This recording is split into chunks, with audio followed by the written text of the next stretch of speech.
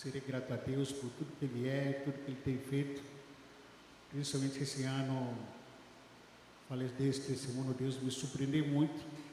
Aquele texto da palavra do Senhor em Efésios, que diz que aquilo que Deus é poderoso para fazer infinitamente, muito mais do que vocês esperam ou pedem, né? E eu experimentei isso muitas vezes aqui na igreja. Deus tem nos surpreendido muito, muito, muito mesmo. Não esperava ser homenageado aqui no Guarujá. Recebi aí uma ligação da doutora Adriana. Ela também, ela falou que ia vir aqui. Adriana é o nome dela, minha Adriana, a secretária. Recebi uma ligação da doutora Adriana. Você está sendo, vai ser homenageada. Bárbara, Bárbara, isso. Bárbara, o quê? Vai ser homenageada aqui no Guarujá. Fiquei assim, o vereador não estava presente, fiquei aqui mais ou menos uns 5 minutos procurando um lugar para pisar. Eu não acreditava nisso. Fiquei emocionalmente comovido e veio na minha memória a história, de onde que Deus me tirou, como que eu cheguei até aqui. E depois respirei fundo e aceitei. Falei, tá bom, obrigado. Aí quando a gente fala com o vereador. E aí também, ao mesmo tempo, surgiu o sentimento, a ideia de escrever um livro, por causa de uma necessidade momentânea que estamos passando. Momentânea porque essa necessidade logo, logo vai sumir, quando a igreja for arrebatada. Me incomoda, me constrange muito, olhando o estado da igreja, que ela se encontra, a gente anda para cima, para baixo, viaja muito. Eu não fico passeando na rua, para cá e para lá, mas alguns locais que frequento aqui na igreja, a academia, de vez em quando vou na avenida para comprar alguma coisinha e tal, fico mais em casa. Mas nesse lugar que a gente vai passeando, a gente vai conhecendo pessoas, você pergunta, cumprimenta, ou tal, não sei o quê. De que igreja que você é? Ah, não sou igreja, sou afastado. Você vai cumprimentar outro, de que igreja que você é? Não, sou afastado. Vai perguntar a algum na peixeira que gosta muito de comprar peixe. De que igreja que você é? Não sou mais igreja, sou afastado. Isso começou a me fazer mal, né? Além do que o próprio clima que se estabeleceu na igreja evangélica aqui, isso me constrange. Nós somos os mais antigos daquela igreja, parece igreja primitiva, comparado com hoje, com a igreja atual, a gente fala, não, alguma coisa está faltando nessa igreja de hoje, realmente, né? Foi isso, essa é uma das razões que me levou a escrever esse livro. Gratidão à minha família, gratidão à minha esposa que me aguentou, porque estou lá em casa, sempre no computador, às vezes ela quer falar comigo, fala que não fala agora, não.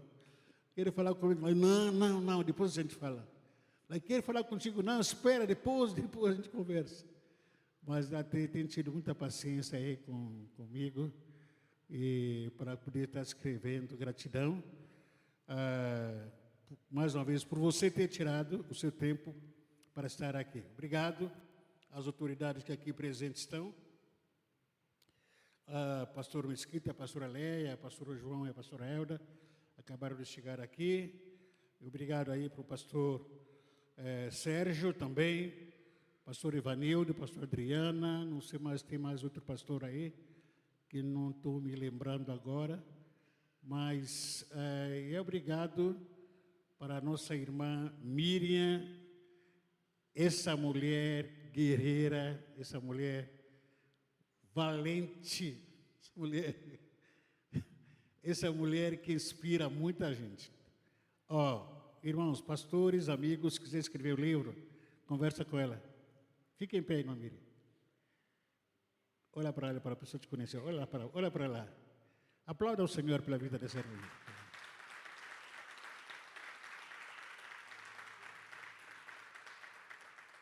Os 5 livros que eu escrevi, ela sempre me empurrou, ela falou, escreve, corrige, faça isso, faz. Então, ela é muito, não só os meus, mas também ajuda outros pastores, o pastor Newton também, ela que ajuda, e muita gente que escreve, então ela que tem ajudado bastante gente. Obrigado, irmã Miriam, que Deus abençoe a sua vida, nos ajudou muito com a edição dos textos, diagramação, capa, projeto gráfico e o livro em si.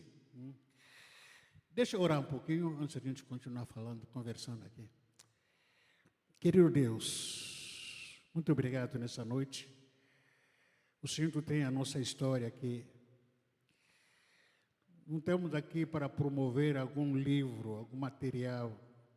Estamos aqui para glorificar o Teu nome. Estamos aqui para adorar o Teu nome. Estamos aqui para que o Senhor seja honrado e glorificado. Não é a mim, não é a irmã Miriam, não é nenhum pastor, alguma autoridade aqui presente, mas todo louvor, toda glória seja exclusivamente do Senhor. Não a nós, Senhor Deus. Quem somos nós, Senhor, para recebermos glória? Quem sou eu, Senhor Deus? Muito obrigado, Senhor da glória, pela história que tem escrito na minha vida e através da minha vida. Eu quero te agradecer, Senhor Deus, pela vida de cada amigo que o Senhor trouxe aqui. Muito obrigado mesmo.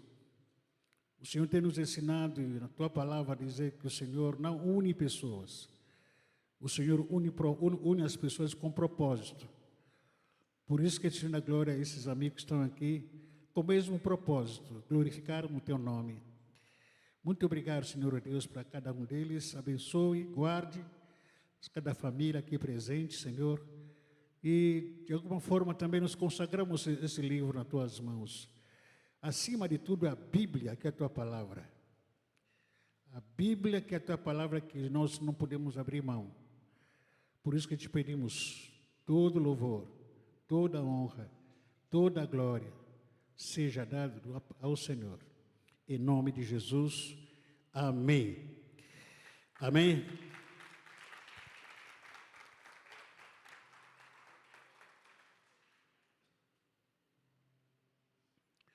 Há um apelo e reconhecimento feito para a igreja de Éfeso, que esse apelo, esse reconhecimento também continua até um dia de hoje. Deus fez apelo para a igreja de Éfeso, em Apocalipse capítulo 2, versículo 2 a 5, quando diz que sei de tudo que você faz. Vi seu trabalho árduo, sua perseverança, e sei que não tolera os perversos. Examinou as pretensões dos que se dizem apóstolos, mas não são, e descobriu que são mentirosos. Sofreu por meu nome e com paciência, sem desistir. Versículo 4 diz, contudo, depois que vem elogios, o Senhor diz, contudo, tenho contra você uma queixa. Você é uma pessoa bonita, você é uma pessoa que aguenta dor, que aguenta pancada. Deus está dizendo que você é uma pessoa que suporta tudo. Você me honra, você, todo esse ano, me glorificou. Contudo o que, Senhor? Contudo, tenho contra você uma queixa. Sempre é uma queixa. Parece que Deus é aquela pessoa insatisfeita, né? Que não se satisfez por nada. Não é que está insatisfeita. É o cuidado que Ele tem por nós, de alguma forma. Tenho contra você uma queixa. Qual a queixa? Você abandonou o amor que tinha no princípio. Veja até onde você caiu. Arrependa-se e volte a praticar as obras que no início praticava. Do contrário, virei até você, tirarei do seu candelabro, do seu lugar, entre as igrejas. Uma coisa, de tudo que você foi nesse ano tem sido diante de Deus, Deus aprovou.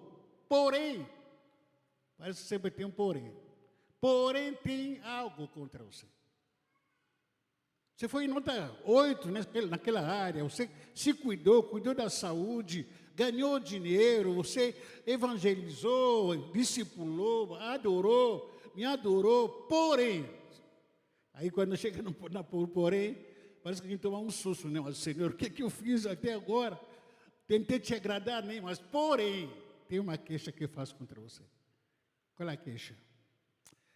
Que abandonou.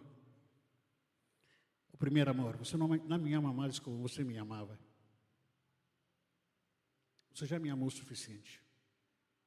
Hoje você não me ama mais. O síndrome da Marta e a Maria, a Marta, tomou conta de vocês. O trabalho roubou o amor que você tinha por mim. O ministério que te deu roubou o amor que eu tinha por mim. As coisas desse mundo, as preocupações do dia a dia, a família, as lutas do dia a dia, talvez roubaram o amor que você tinha por mim. Você não me ama mais como você me amava. Eu vejo que você não me ama mais. O Senhor não está dizendo que você me traiu, mas só que o seu amor que você tinha no começo não é mais o mesmo.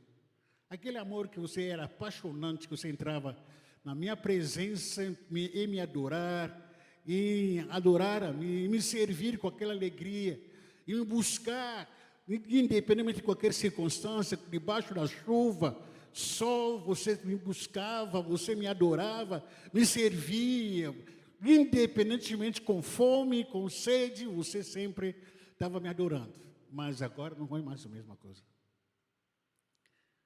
Porque o ativismo roubou o amor que você tinha por mim. Talvez mais ou menos esse estado que a gente se encontra, né? De tanto ativismo que a gente acumulou esse ano, para a gente orar, está difícil. Você vai se ajoelhar ao lado da cama, começa a orar, daqui a pouco começa a roncar.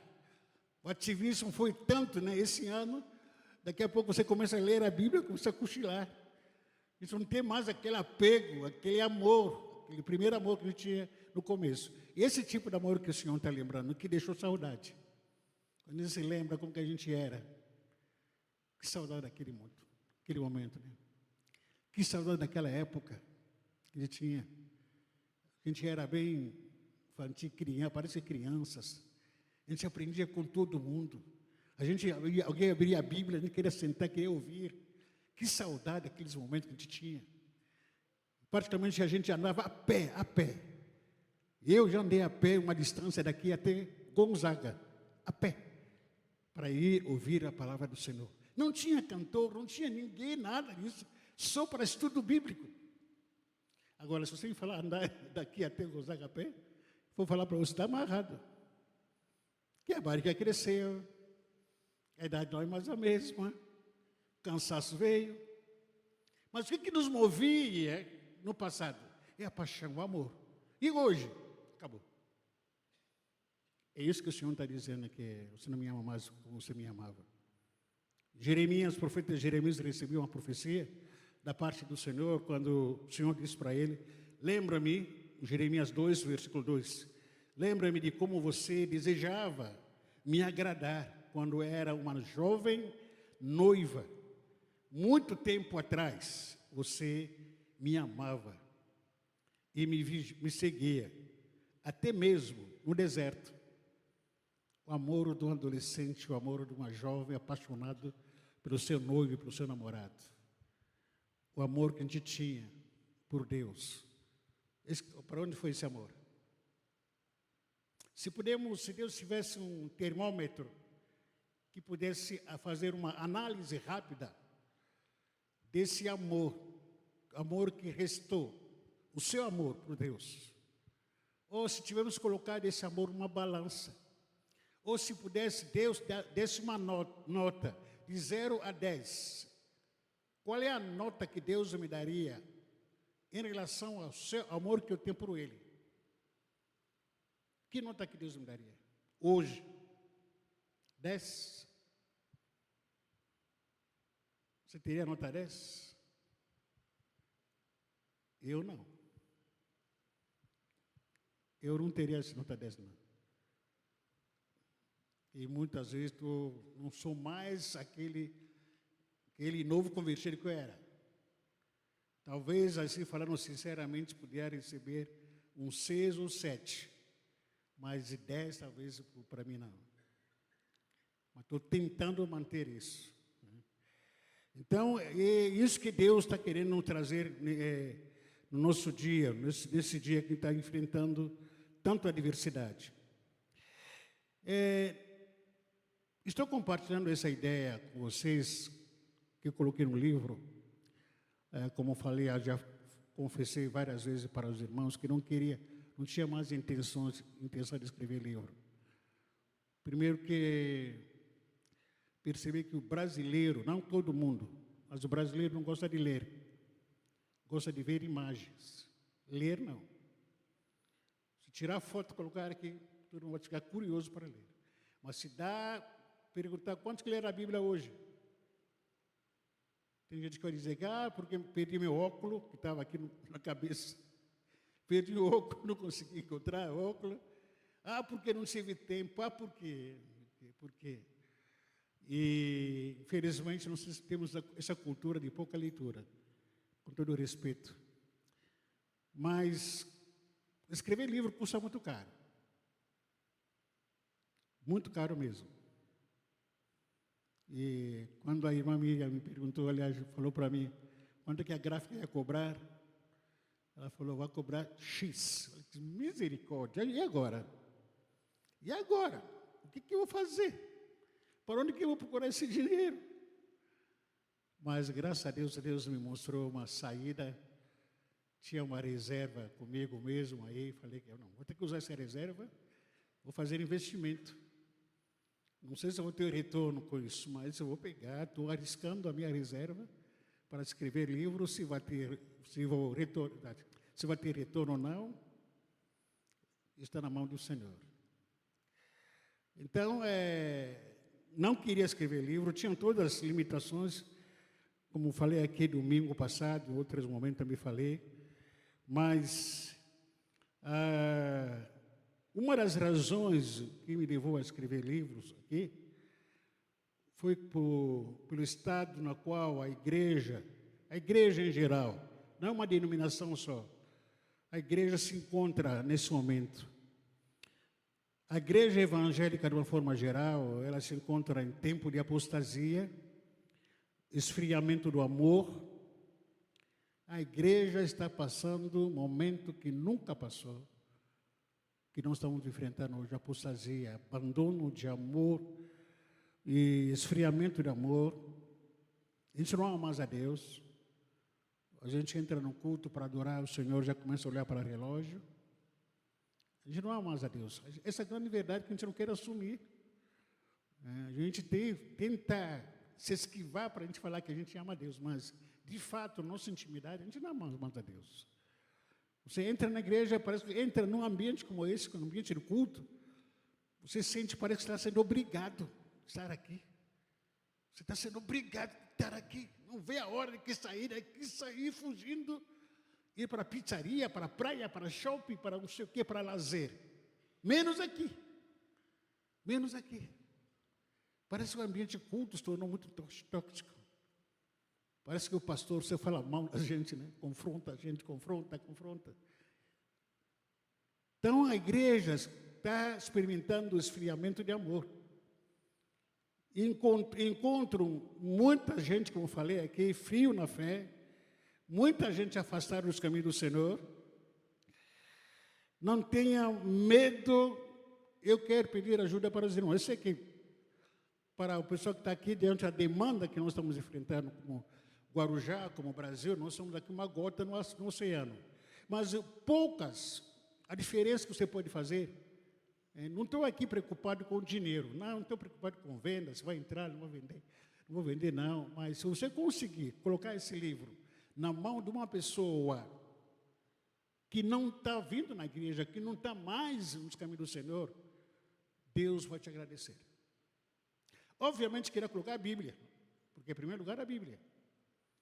Mas, nesse livro, eu coloquei aqui alguma ferramenta, algumas coisas que vão mexer com a pessoa que está distante dos caminhos do Senhor. Essa é a grande verdade. Logicamente, como falei, eu repito, em primeiro lugar, a Bíblia. Mas leia. Quando você lê esse livro, comenta, dá de oferta para uma pessoa que você ama, que você conhece, quem está frio na fé. Entrega. Não custa muito caro. Sugere para a pessoa ler esse livro e indica para outra pessoa. Não estou fazendo propaganda, mas estou preocupado com o estado que nós nos encontramos. A igreja não está bem, a igreja do Senhor Jesus. Não está bom. Não está como ele deveria estar. Uma das preocupações que eu tenho aqui, como falei, aliás, tem 3 preocupações. Uma delas, muitas pessoas que frequentam até a igreja, frequentam aqui, tocam, cantam, faz trabalho da igreja, mas está desviada. Eu tenho certeza absoluta, estou falando aqui agora da minha igreja, nossa igreja aqui. Tem pessoas que estão aqui, que dançam, que trabalham na atalaia, diáconos, líder de célula, mas está desviada. Não tem dúvida disso. Prega até, mas está desviado. Esse é o pior. Porque faz de conta que parece que é crente no nosso meio. Mas se Jesus voltar agora, fica. Não vai subir.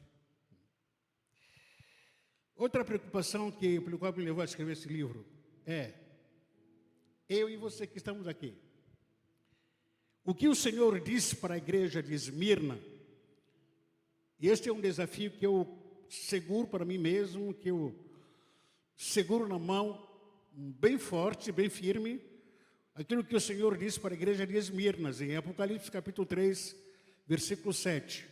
Apocalipse capítulo 3, versículo 7. Não vou demorar, estou terminando aqui. Apocalipse capítulo 3, versículo 7. Em diante.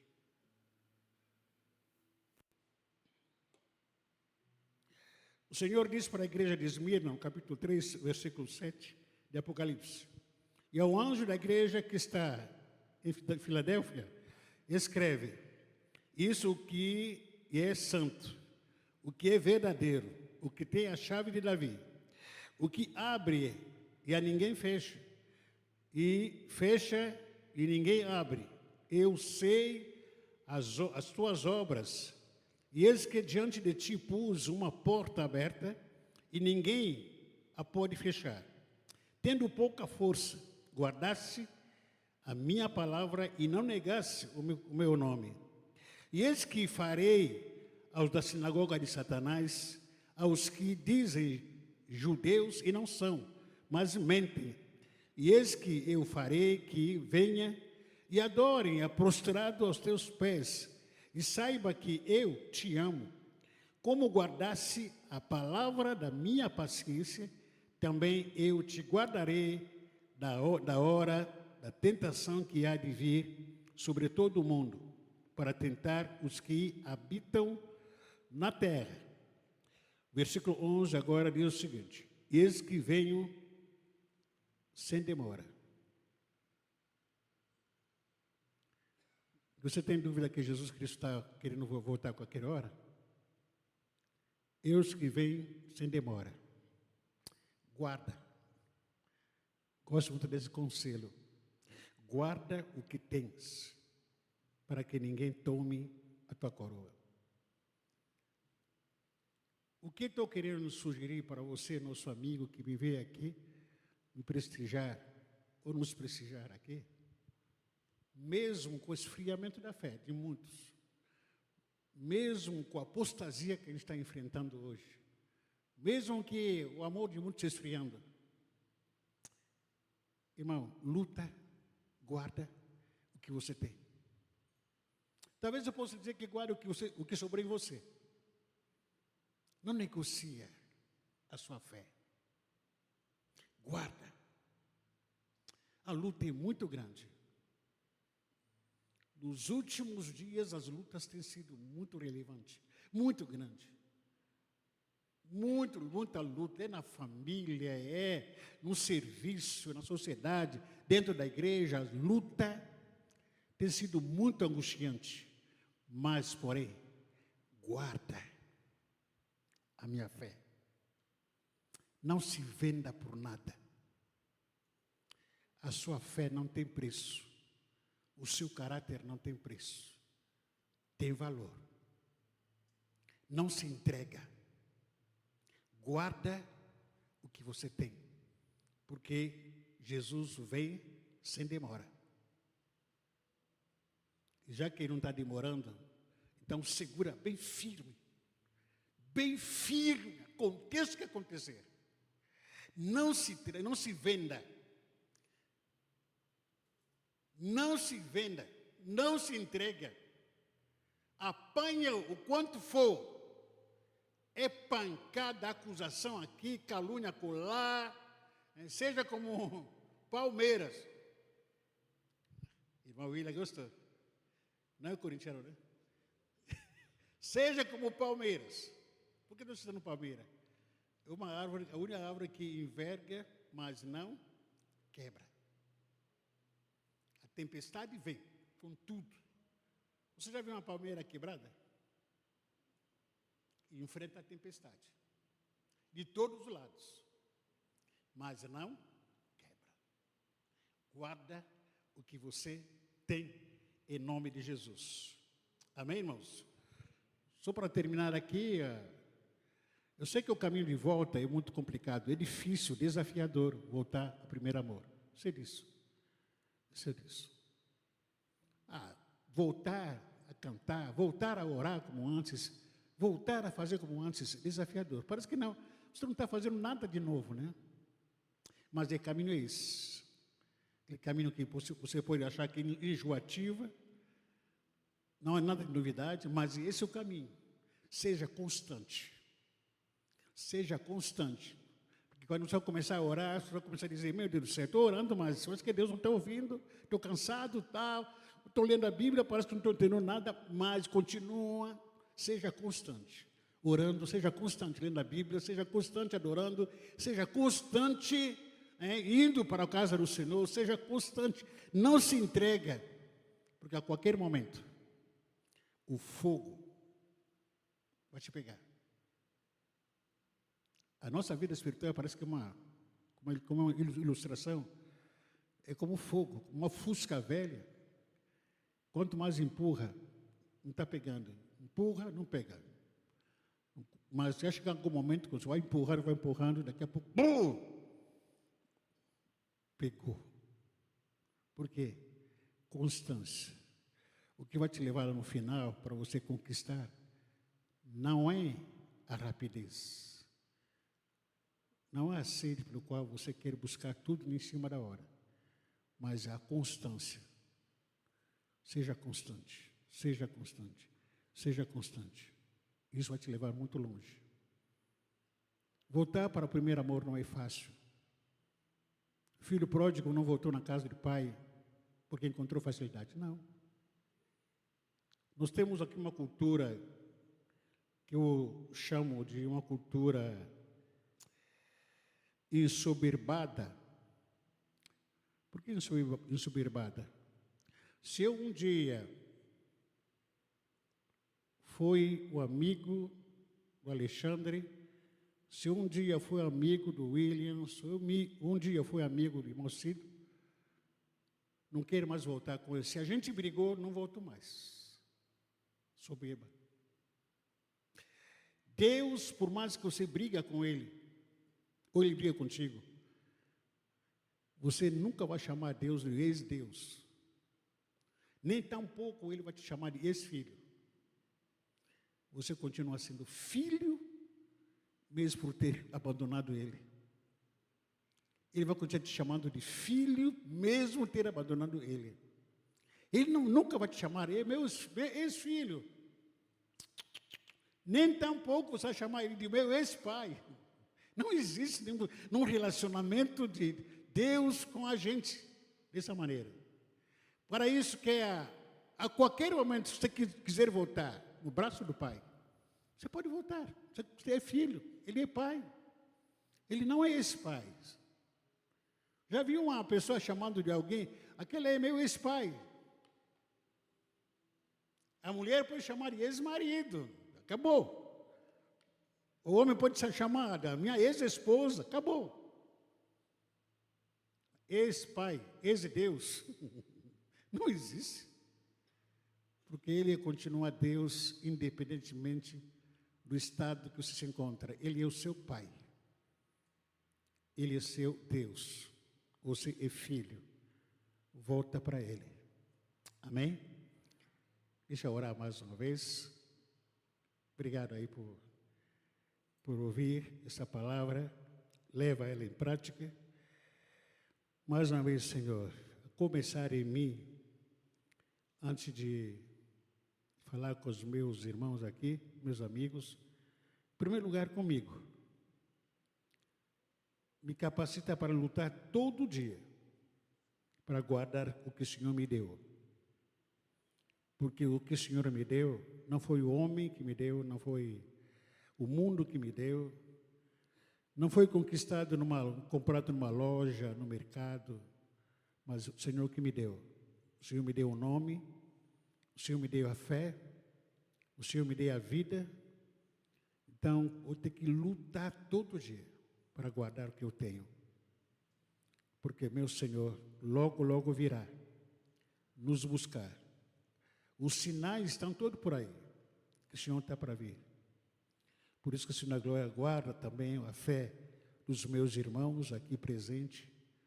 Abençoa as suas vidas, não deixa nenhum deles possa se perder na apostasia, no esfriamento do amor.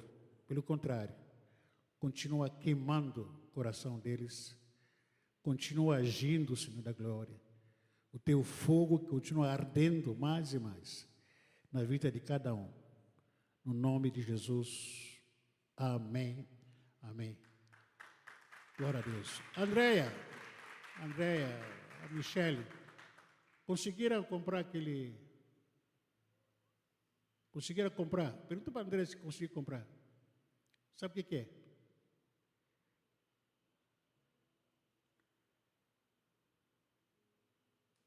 Isso, traz aí.